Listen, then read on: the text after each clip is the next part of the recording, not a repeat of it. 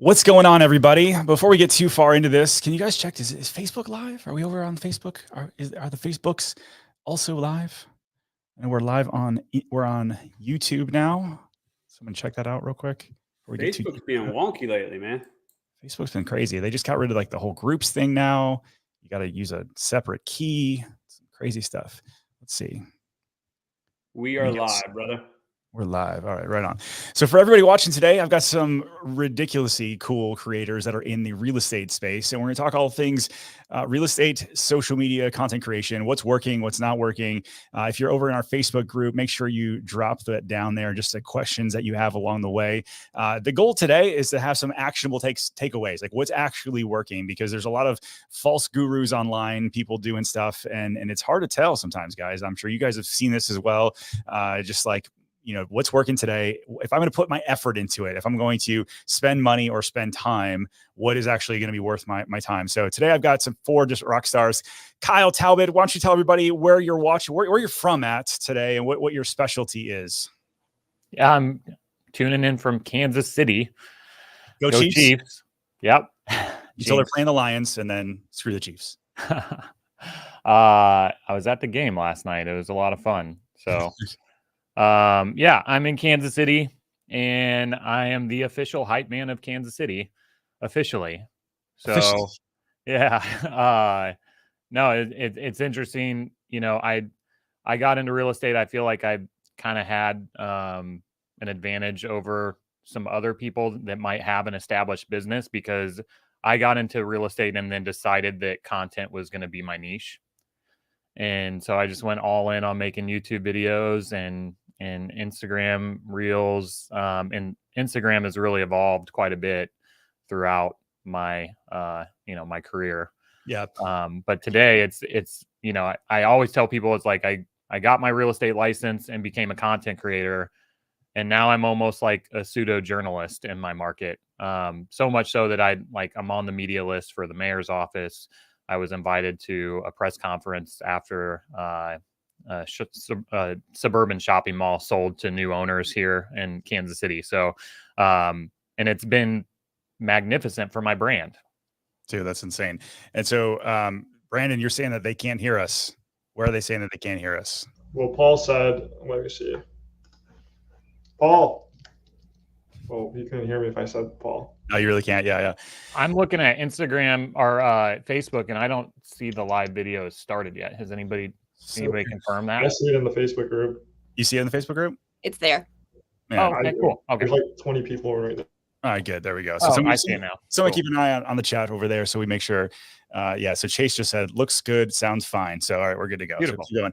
All right, dude. So let's go back over. So Brandon, you're not allowed to talk anymore. So Kyle, you got 62,000 followers on Instagram. Like, the mayor's having you out, big developers are having you come out. How does that relate to real estate? Like, how does that actually turn into leads? Because this is the one thing I hear about. Oh yeah, social media followings are big. That's great. But like, does it actually monetize? You told me you were just hanging out with a buyer who had a decent budget. Talk to us about it. Yeah, I just had coffee with a $2 million buyer from Instagram. And it was interesting. This is completely related to what you just asked me, because he gave me some really cool feedback. He was just like, I don't know how I started following you. He was like, he's moving from California to Kansas City. He's in Kansas City a lot. So the algorithm just did its thing and got me in front of him. But he was just like, man, I just get so much value from your page. And so when we started considering buying a house here, I was like, I want to give this guy my business. And that's kind of the way that I approach it. It is a lot of work to do what I do, and everybody on this panel can probably agree with that.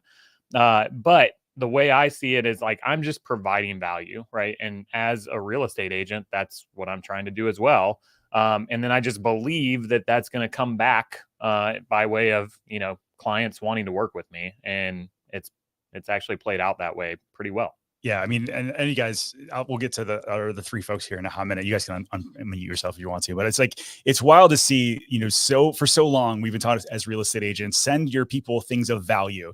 It's like, email marketing was a thing. And then it was like apple pie cards, and then you're doing Popeyes. And we've figured out that on social media, you can scale content that's actually valuable for people, that they actually care about. That's not just like your apple pie card. So like, what are some of the things that you are putting out in terms of value on Instagram, on YouTube, to make sure that your target audience actually cares? Well, so I kind of made it hard on myself. I do 2 very different styles of content on YouTube and Instagram.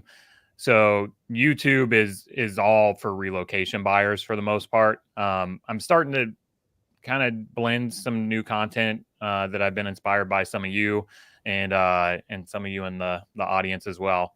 But Instagram is all hyper local content, right? So how I grew my audience on Instagram was just focusing on new developments. And I had a couple of reels that really took off. And, again, Ken, this is something that you inspired me to do, just watching your feed. You're always talking about developments and stuff in Orlando. Kansas City's, obviously a Midwestern smaller market, but we have some really cool projects going on and nobody was talking about them. And so real quick, before you go too deep, like, you're not just talking about new real estate developments, like where it's like, hey, Pulte's coming in to build 50 houses. You're talking about like really anything that might affect their life, right? Right. Yeah. Like, for example, we have an entertainment district in the middle of downtown that has a Ferris wheel.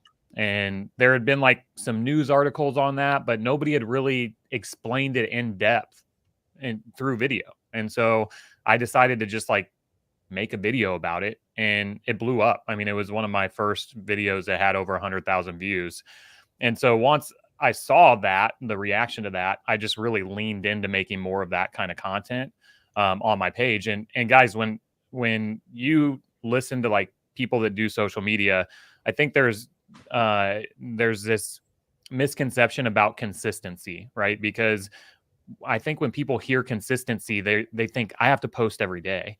But when I went from 1,000 followers to 20,000 followers, I was posting maybe 3 times a week because I just was very intentional about the type of content that I was making. And I just kept doing it consistently, right? Until I got to a point where I could start mixing in some different stuff. And now I post consistently on a daily basis, but it didn't start out that way. Yeah, I love it.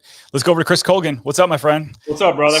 So you are Northern Virginia, and you and yes, I'm in Virginia, and then I'm right by DC and Maryland, the DMV area, if you've ever heard that term before. The DMV. I hate going to the DMV, but I love visiting you. Yes. And so me too. The cool thing about it, man, you and I have been friends. It's been like, it's got to be coming up on 15 years. Yeah, close to 15 years. Dude, that's wild. And what's cool about our friendship is that you and I have tried so much stuff in the real estate radio, television. We had a radio, television, postcards, Zillow, pay-per-click, hiring ISAs. Like, we've tried it all. And yet, you and I were talking, the 5 of us, before we went live, and like, this is going to be some of your most profitable years. And it's really been like leaning into content. So what's been your strategy? Yeah, man. So thanks to you, about 3 years ago, I got heavy into YouTube, and I've been posting consistently on YouTube for 3 years, every week. One of the things I'll tell you, dude, is I didn't get any calls for like 6 months off of YouTube. Mm-hmm. And then when I finally did, it was like, hey, man, I've been watching you for 6 months. I want to buy a house. And that kind of started to trickle. But at the same time, I started getting into Instagram, but I was more doing a sneaker page that I grew up to a huge following, was getting put on like all kinds of major pages and all that. But I just couldn't figure out the real estate thing. Yeah. And I think when I was trying to do the real estate thing, I was either posting houses or I was trying to get in front of other realtors. And then one day I was like, you know what? Like, if I was a consumer, what would I want to see like out of my local like area? And like about a year ago, I just started posting. I was like, this is the most expensive neighborhood in Northern Virginia. This is what's going on in this town, things like that. And then my Instagram just blew up here locally. And, I'm kind of like a celebrity here now. Like, everywhere I go, people stop me and are like, oh my God, dude, I watch you everywhere. And it's kind of funny, man, but it's been one hell of a journry, I'm in a group chat with you. I'm always texting you. I'm like, dude, this is crazy. My family actually didn't believe it. And we went to I was with my brother, and we had 4 different groups of people come up and take pictures with me. And my brother texted my family. It was like, okay, dude, he's not lying. This guy, my brother's the man. That's exactly what he said. And my parents were like, what are you talking about? And they're like, dude, they're like, dude, try going out with this guy like anywhere locally. He's like a celebrity. So that's kind of what happened, you know. Dude, it's so good. And just to put a bow on that, I'm going to talk about two things that you said, but like to put a bow on that, like you're actually getting repeatable, actionable business that's closing from IG and YouTube. I think I'm at like 18 closings this year from IG and like maybe 20 some from YouTube. That's incredible. I mean, like you could just literally just do those two things, and that would be big business for the majority of the agents in the country. Yeah, 100%. I think, man, just not to get off track, but I think the biggest mistake that people make is they try to get in front of other realtors. Yes. I do not think about real estate agents. I think about consumers that live in my market. And I think if I give them value, they will come around. I think if your content is built for realtors and you're trying to be funny for realtors, you might be big in the real estate community. I have no interest in being popular with realtors. I want to be popular with the consumers. Yep. And that's just how my content is geared, man. And trust me, I've tried it all. You know, I've tried different videos that have flopped. I've tried memes that have gotten millions of views. And it's definitely been an everyday grind, you know, but yeah, 100%. Yeah, for sure. So make sure if you guys are watching, by the way, drop your comments below, or drop your questions below for these guys. Because as we're going through, I want to make sure we're making this as valuable as possible for you guys. So make sure you drop in the comments below, please do, and hit the like button because we want to get this to get out on the algorithm. But going back to what you just said, the agent like content creator of 2 years ago was almost solely around like making other realtors laugh, or like, you know, like day in the life of real estate agents. And then you notice the only people that it shows it to are other real estate agents. And what's wild is what Kyle had mentioned and what you mentioned is like the algorithm is so dang smart at this point, where it's like, if you're putting out real estate funny content, the consumers typically don't care about that stuff. Who cares about that stuff? Other realtors. And so that's who your stuff's going to get shown to. But if you actually flip it around and say, no, I'm going to create something for my ideal client, give them value, it's going to crush. So what do you feel like has been like maybe your best 1 or 2 pieces of content that you've put out over the past year in regards to maybe growth or views? Yeah, real quick, I want to chime in on what you said. You know, what's been funny lately is for some reason, I don't know why, but they keep showing me car dealerships. Oh, really? And the car dealerships are being funny, but then they're not providing any value. Yeah. And so I don't really like it anymore. And like, unless I was looking for that one car, but if they were like talking about the local area, I think I would be more in tune to it. I mean, you know what I'm saying? But you know what's worked well for me is in what is really hard to correlate to people when people ask me about it, because people say, well, dude, you only got 10,000 views on that video. And I'm like, do you know how hard it is to get 10,000 views on Instagram when you're talking about a local market? But then I just realized I got in front of 10,000 people in my area. And a radio station hit me up like a couple weeks ago. They said, hey, would you do an ad? We can get you in front of 500 people a day. And I was like, what? And they were like, I was like, dude, I get in front of millions a month for free. Right. You know, so what works best for me is I bring them in with news and then a sexy reel. That's how I bring them in. And then everyone says, dude, that's not going to help you. And I say, yeah, no, that's why you're not doing good at Instagram. You're not doing it right. Because then I chime in, I sprinkle in a little bit of like a real estate video where I'm talking about the area. And about 90% of the consumers that come in, they say that buy a house through me, they say, dude, you seem to know the area really well. You know what you're talking about. And then they're like, I have no idea how I landed on you, but I know how they landed on me is they found one of my random memes. And then they were like, oh, this guy's kind of funny. And then they like stayed with the page. Yeah. So like you might look at some of my real estate videos and be like, God, that flopped. But you got to imagine those are the ones that are hitting me up. And the people that hit me up, they're like, I'm ready now. Like, I want to buy with you. I want to sell with you. You're the man. You know what you're talking about. And that's that. Now, I will tell you, it's a grind, bro. I do this 10 to 20 hours a week between YouTube and Instagram. But like me and Ken have been best friends for a long time. We both have sick obsessions with it. You know what I mean? So I think if you're not willing to do that, it's not something that you hire a VA in the Philippines for. Yeah, dude, that's a really good point. I mean, now like we've been talking forever, like what's working, what's not working. Why did this pop off? Why did it not? And sometimes like it's very clear to see like, oh, I had a really good hook. It was a really good watch time. But then like sometimes you don't know.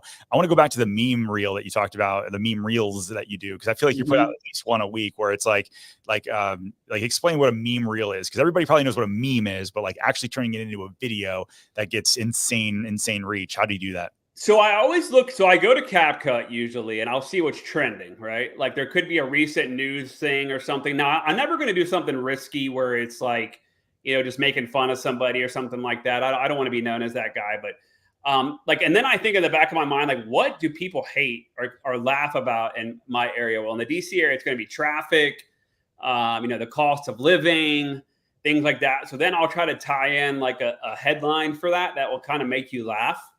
And then, and I kind of just go back throw that into like what's currently trending, or maybe not even trending, but some of those have gotten 5-7 million views from them alone. Yeah. And again, like, I think the average consumer or realtor would say, dude, how is that helping you? But you got to imagine that's bringing eyeballs to my page. And then in turn, they're going to look and see, oh, dude, this guy talks about other things. You know what I mean?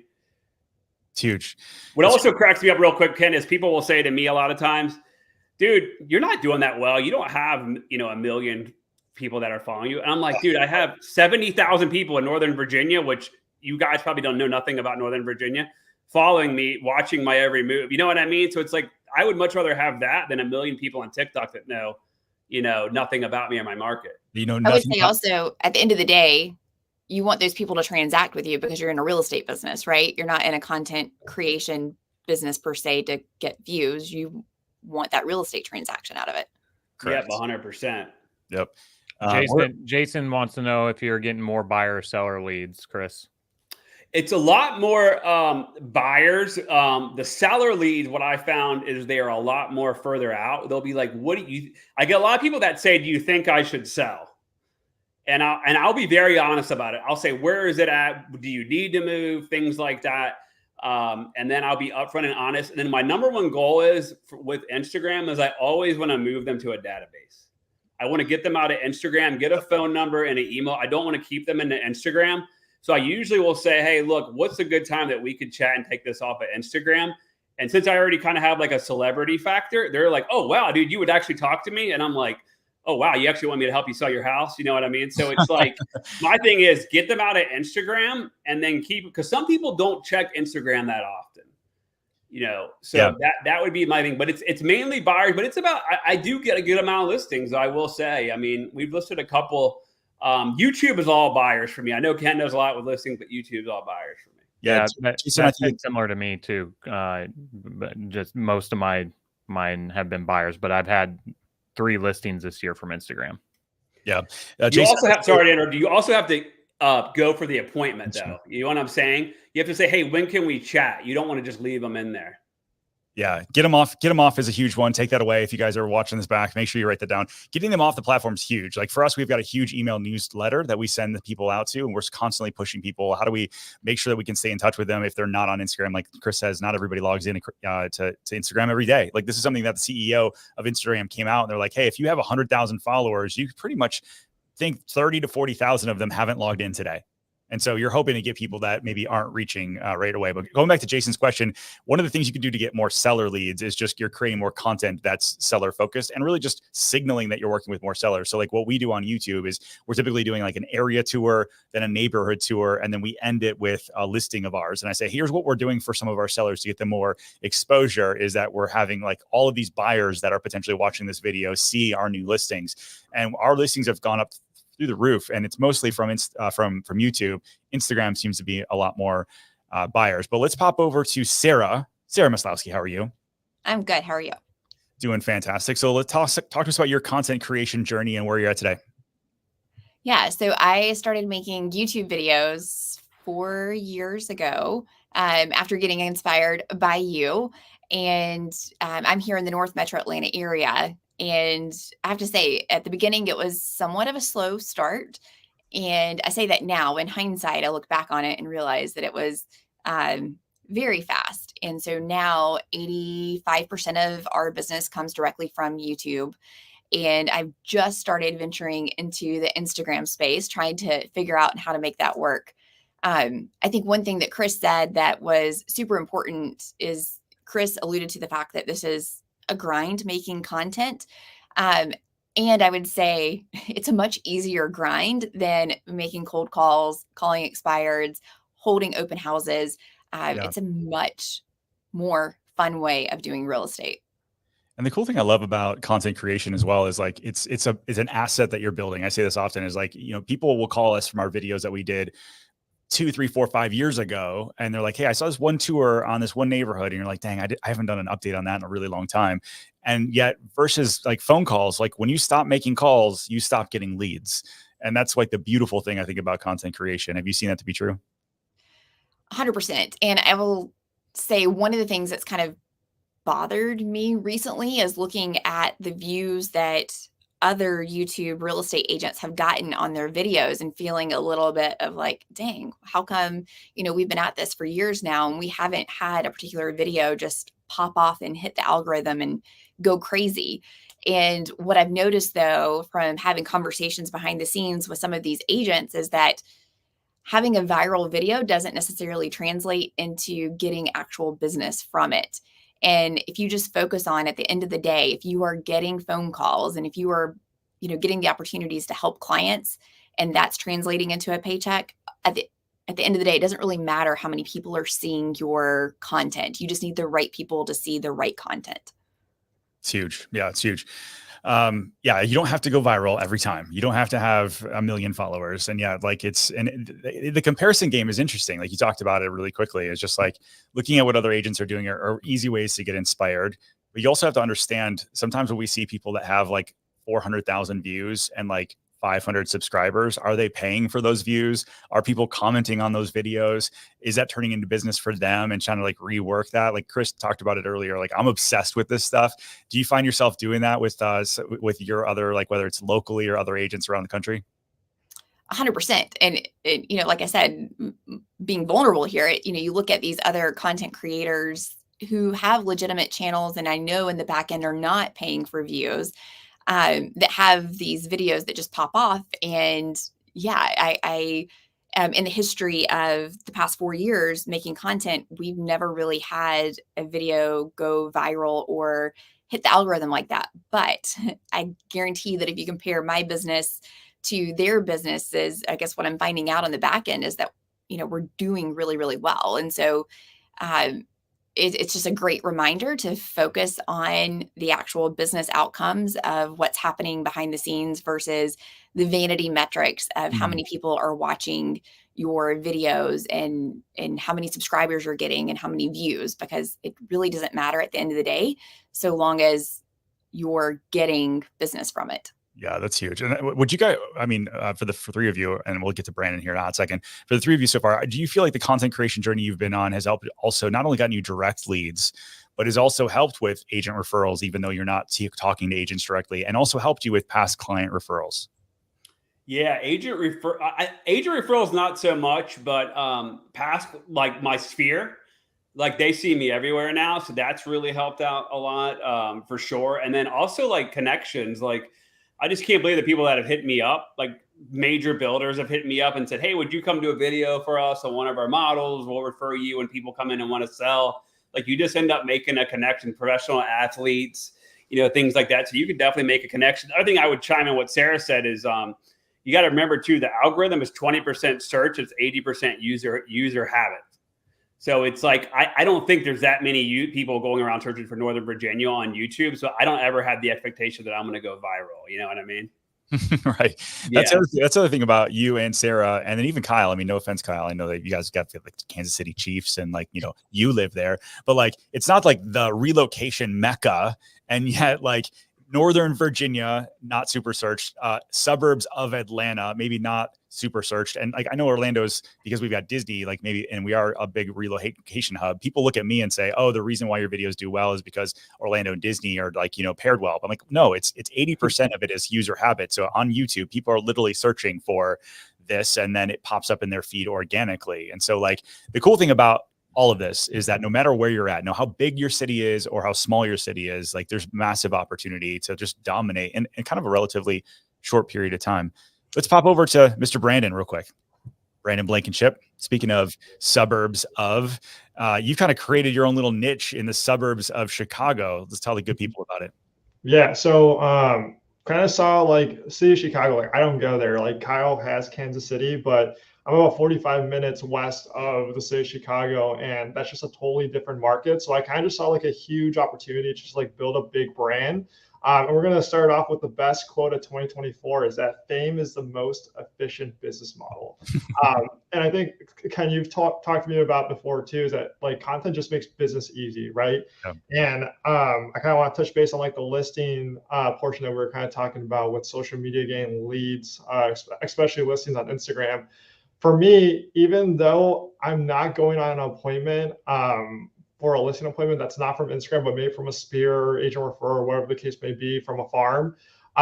When I'm able to like actually pull up my Instagram and show the analytics, because every realtor's listing presentation has some social media marketing strategy, but no one does it well. It's like, okay, Mr. and Mrs. Seller, like here's a million eyeballs that can get you like today. Like, is that what you want? Like a true social media platform kind of thing. But yeah, I kind of just built living in Chicago suburbs. Worst case scenario, I'm a huge foodie, is that I can eat food for free. Best case scenario is that it would help my real estate business, and it's doing just that. And you've gotten like what, 55,000 followers in a year or something like that? Yeah. So it kind of blew up actually when I was in Georgia visiting Sarah and her assistant. I was like going 60 days straight of reels, and I was looking back at it because I was talking to a few people. I think I was talking to Paul about it. But I went back to the point where I started posting Instagram reels consistently, and it was like October 13, 2023. And I probably only had 2,000 followers at that point, and like 3 reels popped off. And those 3 reels were basically me posting these lists, types of content of like best places in the area.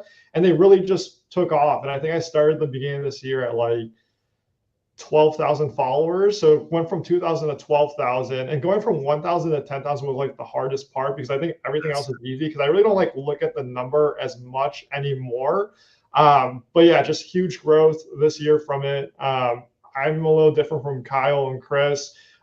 My content's a lot more faceless, but I've been trying to incorporate my face a lot more to kind of like build that brand around it. Yeah, I think that's going to be wise for you to do. Are you grabbing people and taking them off Instagram somehow? And what's your mechanism for that?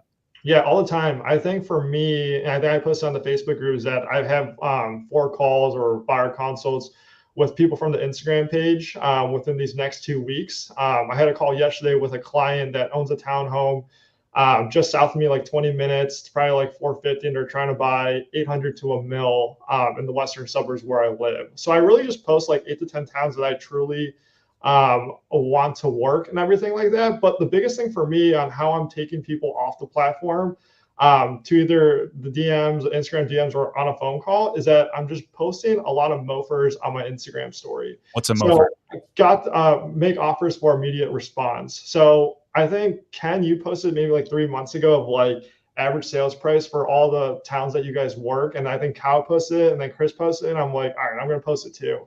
But that's I think it was the opposite. Chris posted it, then Kyle posted, and Ken posted. Let's give me credit on this.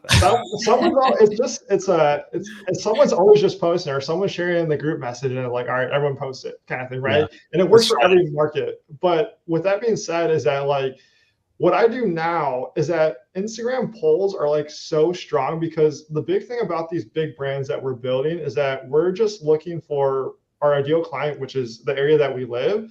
And as well as we're just looking for people to raise their hands that, hey, we're looking to potentially do something, but we don't know yet. So every single time, an example of a mofer that I do make offer for immediate response is that once a month I'll post like those, like what's happening in the market, average sales price for month over month kind of thing. And then I'll repost it on my Instagram story, and I'll put a poll. And the most recent one, it got me 70 leads or 70 people that answered that poll and raised their hand. I message every single person, but I put 4 questions on there, or the big question, I put 4 answers, responses to that poll. And the question was, who's looking to do something in 2025? And it was buy a home, sell a home, invest in a home, or staying put in 2025. Just kind of message everyone. And then, I'll probably get, out of those 70 people, I'll probably get 4 to 5 people that will actually raise their hand. I've set 3 calls just from that when I message people. And that's kind of what I'm doing a lot, and just taking people to my personal Instagram page as well. Yeah, so it goes down in the DMs, guys. Like if you're posting your stories and then you're building relationships with people, if people respond back, like we've got a couple different accounts now, 3 different accounts, and our biggest one, it's hard to keep up with how many people actually DM us or answered our stories. But at the end of the day, like that's where you're building relationship with people. And it's like, it's like, the comments are as well. Like if you're posting a reel and you're not responding to the comments, like you're missing out on actually going deep in relationship with people. Like it's not just post and forget. Like you got to go a little bit deeper on some of that stuff.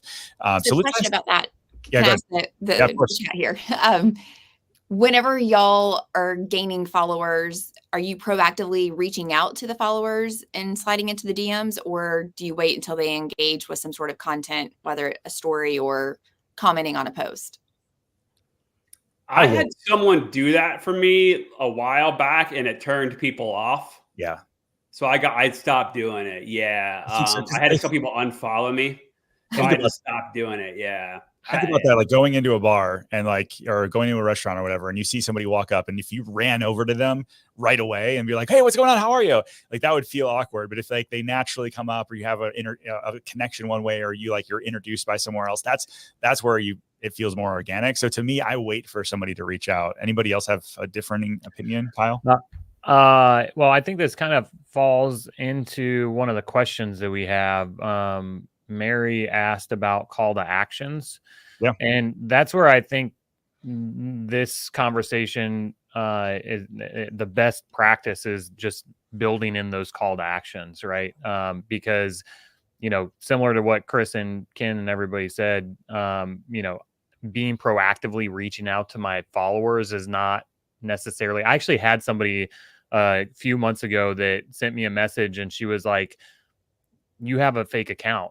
And so somebody made a fake account and moving to KC, and they started messaging her, and she sent me screenshots of these messages, and they were like, "Are you looking to buy or sell or whatever?" And it was like a scam. And I was like, God, that's kind of creepy, So I'm not a fan of doing that, but what I am a fan of is doing call to action. So to Brandon's point, and I will give Chris credit.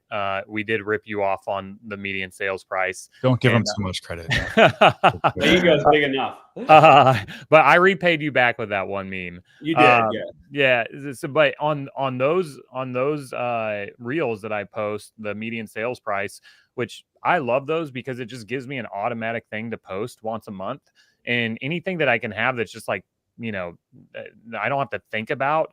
I love that, so like every Friday I do a post on things that are going on in my market this weekend, and I get comments on there all like today. I posted 6 events that are taking place in Kansas City, and all the comments are like, "I love these posts. Thank you so much. I always find things to do." But going back to that median sales price one, I posted that reel this week, and at the end of it, I just said, "Are you looking to make a move this year, buy, sell, or invest, or something along those lines? Shoot me a DM." And I had like 5 people reach out, and they were like, "Yeah, I saw, that the housing market, is hot in Kansas City. And, I looked at your post, and I have 2 investment properties to sell." So those are way better conversations than like proactively reaching out to somebody and sliding into their DMs and be like, "Hey, I'm moving to KC and you follow me. Do you want to sell your house?" Because a lot of times creepy like that, they'll definitely unfollow you. Because a lot of times they're following you for, like we said, there's something else. Like maybe they followed you for like a meme account, or a meme reel, but it has to do with the area. And it's like you're trying to get them in your web and like get them interested in what you're doing. And then what from a percentage basis, guys and gal, how often are you doing a call to action? Is it on every post? Is it like 10% of your posts, 50% of your posts? So I do just enough real estate related content on my page for people to remember that I'm a real estate agent. Yeah. My philosophy with this and doing the hyper local content, because a lot of agents get caught up and it's like, well, you're not doing real estate related content. And it's like, but how many people are looking to buy and sell right now? Yeah. A very small fraction of those people that follow me are looking right now. But that doesn't mean that of the 62,000 people that follow me, maybe a year, 6 months, 2 years down the road, they're going to be looking to sell it. And guess whose face is going to be ingrained in their memory every single day? Because I have people that come up to me all the time in my market. They're like, "Man, I wake up every morning, I see your videos," like kind of to Chris's point. And so I only do really call to actions. I've kind of played around. I know, Ken, you had like you had like a call to action that you put at the end of every single video. So I'd love to hear your feedback, because I don't know if you're doing that much anymore. I played around with that a little bit, but really on my real estate related content, that's where I'm doing a lot of the call to action stuff. Yeah, we've got on ours. It's just like I was doing like for the last 4 or 5 seconds of every reel of like, hey, if you found this interesting, DM us for more, or if you're thinking about selling or buying a house, DM us for more. And then I started realizing like those little extra 4 or 5 seconds might be killing my watch time ratio. And so we just started putting a swipe up that like shows looking to sell or buy a house, DM us for more. And so like while I'm still talking, while the reel is still going on, it'll swipe up the last couple seconds, and that seems to be working. Anybody else have like in terms of like a mix real quick, and then we're gonna get into some questions, dig in a little bit more in terms of like how often are you doing call to actions? I think I'm taking like go ahead, Sarah. Well, taking the approach of YouTube, it's just simply providing the value, letting your viewers know that you're a real estate agent watching your content, and they will reach out to you. And that's what I think is the most important thing, is value, value, value, value. And I think that's where a lot of people are having success with. Yes, exactly. Anything else, Brandon, you want to add, or was that good? He said it's good. All right, awesome. I'm going to come over to Sarah actually and ask this question that homes with Raymond or Ramon. My apologies. Let's see, one of the two. Hey, what does your YouTube content creation process looks like? Let's start with Sarah. That's a good question. So we planned out topics of what we're going to talk about. Mostly we rotate through buckets of content, which is educating people about the area, kind of making list videos, 5 neighborhoods you might need to know in a certain area, market update videos, that type of thing. So coming up with the title of the video, the thumbnail, and then making the content that supports that. And basically for us, it's just kind of brainstorming. We get a lot of ideas for content from the clients that we actually help. So that is something I didn't quite understand whenever we first started making videos, is that you don't know what you don't know about your area, and people start asking you questions, and you're like, oh, I didn't realize I needed to explain this, or that this is different than other parts of the country. So that's really helpful in making that content. I film mine talking head style, which is how you see right now, talking directly to the camera, and we overlay B-roll on top of that. So I'm not filming on location. And for me, that allows me to really streamline the process and keep it super consistent in terms of staying on schedule and making sure that my time is a little bit minimal in terms of that content creation process. And so we film the video, send it off to the editor. The editor puts everything together, and then we post it and rinse and repeat. Ideally, we like to shoot 2 or 3 videos at a time so that we are ahead of schedule, so that if life or business gets crazy, we're not going to fall behind when it comes to content. That never happens. What are you talking about? That's huge. So would you say, how important is your like knowing your ideal client in the creation of your YouTube video? Very important. And, I think it kind of goes back to earlier what I said, when, you may have some videos that you think like, wow, this is going to be such great information that people need to know. And this video is going to hit. And then, it's one of your lower performing videos, but yet that's likely one of the videos that who needs to hear it is actually hearing it, and they turn into relocation clients. So we make videos on retiring in the area. We help a lot of people that, look in active adult communities in our area. And those are some of our lowest performing videos, but yet it's probably one of our higher segment of buyers that we serve. So that, helps with reminding yourselves of that so that you're not so focused on those numbers. Yeah, that's huge. Anything else, Chris or Kyle? I know you guys do YouTube. Anything else from a content, from a process standpoint that maybe you do differently? You know what? I like to call, I was reading something the other day from Patty Galloway. He's like, I'm a huge fan of his. He gives a lot of YouTube stuff. Yep. He said the other day, don't talk to me until you've posted 50 videos on YouTube consistently. So I like to say I would just post and don't be getting ready to get ready. If you know what I mean? Like I would have some kind of posting going on, but then I would start to see like, all right, I'm posting about Gainesville, Georgia, and that's doing okay. I'm getting leads. But when I post about Atlanta, it goes viral, but I'm not getting many leads. But you're never going to know any of that until you post consistently. And what I have found is most people will not they'll be frustrated until they you just got to post consistently. Like I said, 50 videos, I would say don't even talk to me until you, like he said, you've done 50 videos. I mean, imagine, we all talk about Ken, but Ken's in Orlando, which is highly competitive. I mean, he's going against Disney World and Universal, who have a lot more money than he does, I would assume. So yeah. For now. I think one thing process-wise that we figured out is whenever you are doing this, you're committing to the process, right? So you're making 50 videos. You are in it for a minute to make sure that you get the results that you want. So you're going to be consistently posting about the towns and the areas that you serve. So rather than capturing content just for that one video, if you're going to spend the time to capture content, capture lots of content on the area, spend a couple of hours or have a videographer go out and capture everything about that town or all the landmarks that you could possibly use or in future videos, and create kind of like a B-roll library so that whenever you're making future content, you're not having to go out and get those shots every single time. For us, that's helped really streamline the process and make it a lot easier to create content consistently and make it all work better. That's a great tip right there. Yeah. Getting a lot of B-roll so that you can, now this is like A-roll. And somebody asked Sarah, is that your actual studio or is that a background? This is my actual studio. Yes. That's actually, that looks awesome. And so A-roll is what she's doing right now, the talking head right there. And so the B-roll is when you're out and about getting the downtown areas or the schools or the new construction shots, like saving that and cataloging it. We found on our team that like data management is like massively important. We have a whole Google Drive, like all of these different kind of like B-roll shots. So that way our videos continue to improve because we've got this huge catalog we have to work from, and they should be getting easier because now we don't have to go reshoot that B-roll. And it's like, that's working smarter, not harder. We shot a video in one town that we weren't in. Nice. We had so much B-roll of the town that I was in. Yeah. The town we were talking about. And I was like over by all the houses looked the same and no one would. No, it I have a terabyte of drone footage. So yeah. Same builder, same thing. I have one more thing to add to the YouTube space, because Sarah and I were talking about this. I mean, when I started YouTube and found like Ken's channel, that was my goal, was to make like Ken Pozek's quality, like walking around in my market and, like just really polished videos.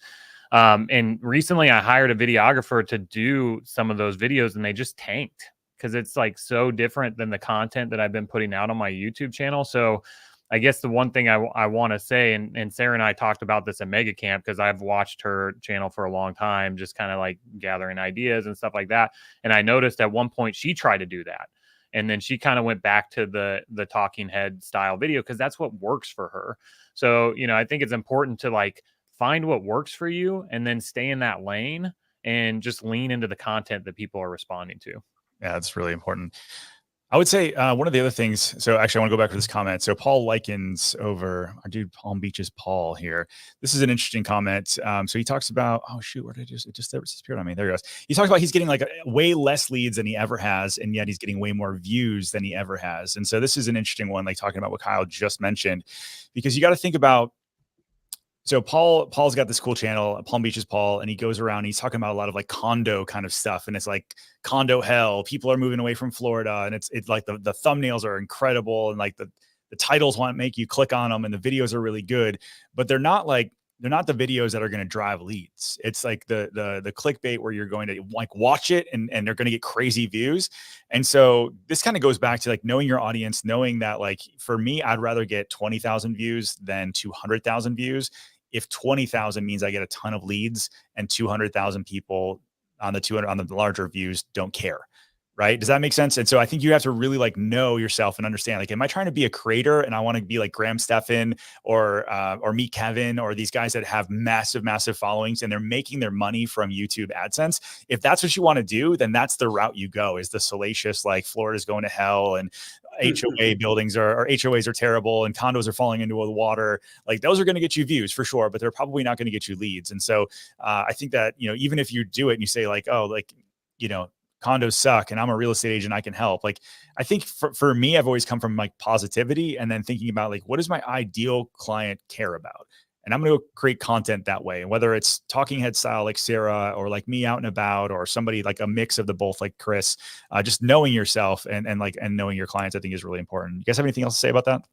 Yeah, I would say I have a video that has never cracked 1,000 views. It's a neighborhood tour, and I can attribute 5 closings to that one video. And the average sales price is like 1.1 million. And the 5 people never knew about the neighborhood. They discovered it on my YouTube, and then they like loved it. So like if I would to base it off of views, that would have I would have never done that video. But I've made a couple, a ton of money off of it. Yeah. Yeah. And that's what we're all after is like, getting the leads, getting deep and teaching our ideal client. And Paul says, yeah, that's my next video is going to be going back local and we're going to see if this changes the amount of leads. So yeah, I love it, man. Good on you. Let's answer this question. So Brad Armstrong says, I just moved to a new market. I know the power of YouTube, but I'm starting to see the power of Instagram. If you were going to start over in a new market, which platform would you start with first? What you guys got? YouTube. I would do both, honestly. I would do YouTube, get out there, make videos, and then I would also be posting on Instagram. I know that's not probably the answer you wanted. If you put a gun to my head and was like, you can only do one, I would figure out YouTube. I feel like you're going to get a lot more serious buyers, and then like you'll get a lot more leads that way, and then you can jump into Instagram later. But I would try to do both. But if I was going to focus on one, it would be YouTube. Sarah, I'm super curious to hear because like I'm similar to Chris, like I do both, and that's how I kind of did it from the get-go. But you're just now starting to get more into Instagram.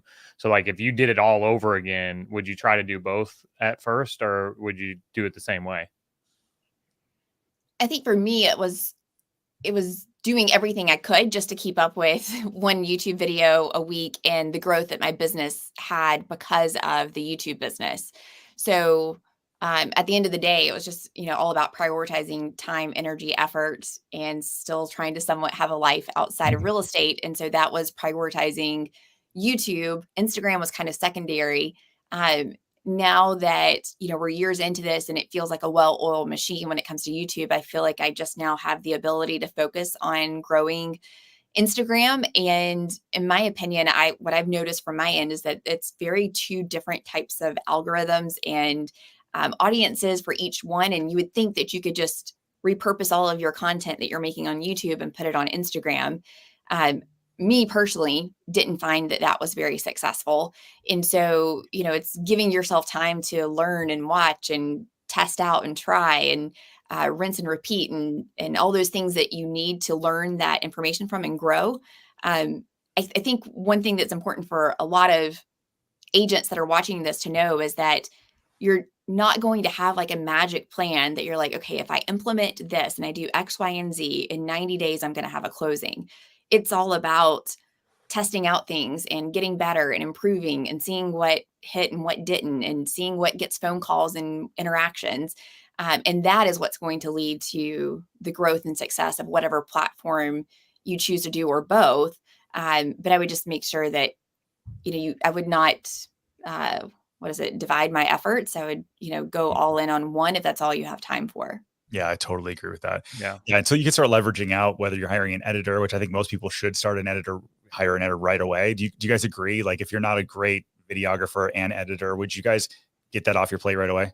You have to. I mean, for me, it was like, I edited my first few YouTube videos and I was like, okay, I'm shooting this content and then I'm trying to edit these videos. They suck.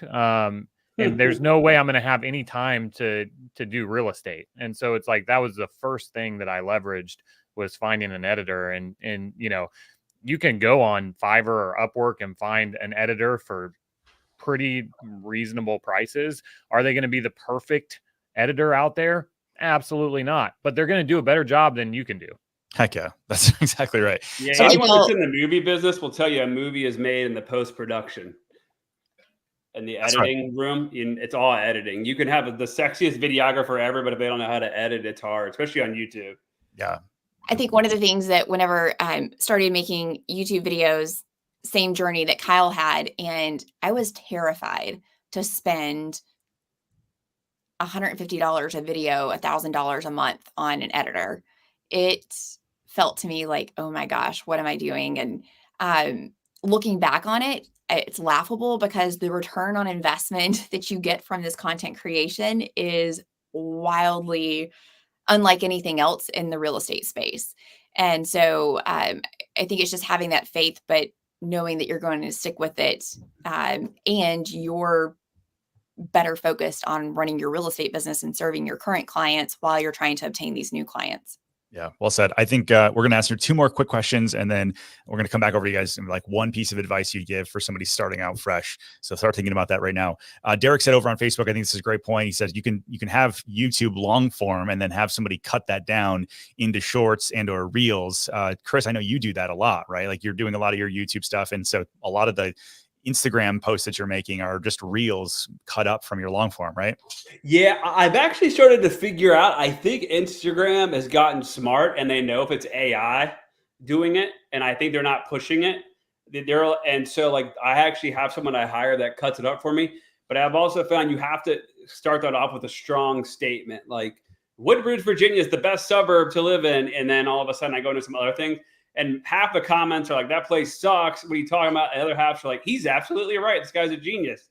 You have to start off with like a strong statement. Yeah, but I think if you get a little lazy and just let AI auto post for you, it's never going to take off. Yeah. Have you guys, speaking of AI, have you guys used Opus with any success? Like I know it cuts it up and it looks okay, but have you seen like the results from those reels, or are you seeing better results with individually edited reels? I see better results from individually edited reels, but what Opus does for me is it gives me content to supplement my normal content, because I don't have a fresh piece of content that I could upload every single day. And so now I think once you have a big following, you kind of get a little more, leeway to do stuff like that. Like, and Chris, I know that some of your, to your point, you said earlier, like your neighborhood videos on Instagram, even they haven't been hitting like they were, a couple of months ago, but you're still getting leads from those. Right. And it's like, people are unfollowing me for repurposing some of my content from YouTube and posting it on Instagram. And it still gives me something to post. Yeah, it's really good. Really good. All right. So last question. This is going from Mr. Byrne in San Diego. What's up, Byrne? So, hey, how often do you guys post on Instagram? And then also, is it like 75% reels versus posts? Brandon, why don't you take that one? Byrne, I know we talked on Zoom a few days ago, but I think that's 2 ways. I feel like the news posts that like Kyle, Chris, and I do, I think those are successful for us right now, especially you, Chris, is because we have a big brand already, right? Like our brand and our algorithm is very local, because like if I wasn't Chris's friend and I saw like that DC content like come up on my feed, I wouldn't care, right? But someone that lives in the DMV would care a ton.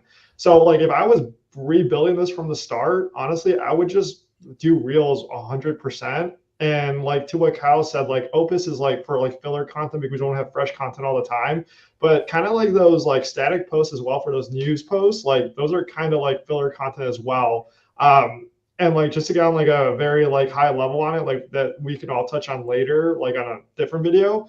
A lot of this stuff is very easy, scalable on your phone with using ChatGPT, Canva templates. Like it's all very easy. And I know Kyle didn't want me to say easy.